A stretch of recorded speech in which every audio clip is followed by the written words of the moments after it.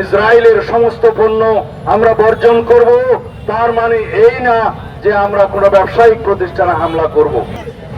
আমরা পত্রিকান্তরে যে পরিসংখ্যান পেয়েছি, 50 থেকে 60,000-এরও বেশি ফিলিস্তিনবাসী নারী শিশুসহ যারা হত্যাযজ্ঞের শিকার হয়েছে, প্রকৃতপক্ষে সেই পরিসংখ্যান আরো অনেক বেশি।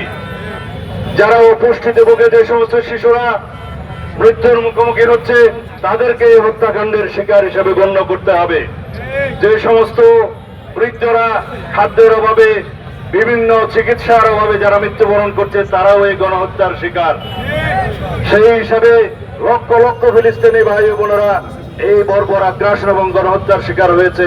সারা পৃথিবীতে আজকে কণ্ঠ উচ্চারিত হচ্ছে ইসরায়েলের বিরুদ্ধে এবং মার্কিন ষড়যন্ত্রের বিরুদ্ধে, যে ইসরায়েলিকে যারা মদত দিচ্ছে তাদেরকে সমস্ত মদত বন্ধ করতে হবে এবং ইসরায়েলের সমস্ত পণ্য আমরা বর্জন করব, তার মানে এই না যে আমরা কোনো ব্যবসায়িক প্রতিষ্ঠানে হামলা করব। গণহত্যার শিকার প্রধানতম প্যালেস্টাইনিয়ানরা, ফিলিস্তিনের ভাই বোনেরা।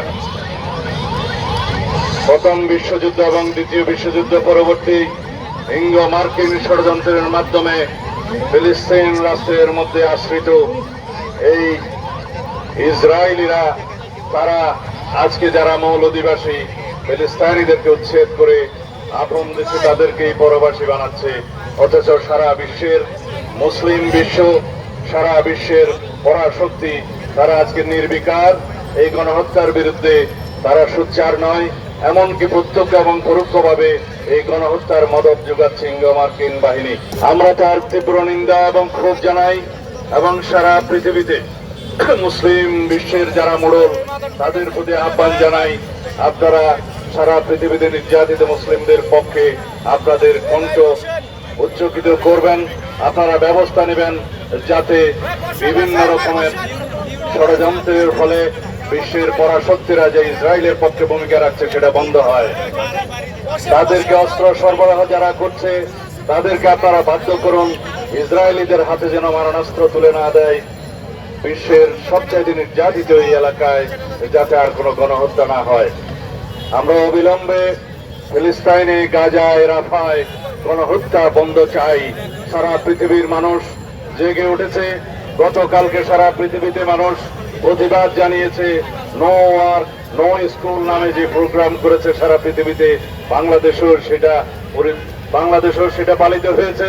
আমরা সবাই অংশগ্রহণ করেছি।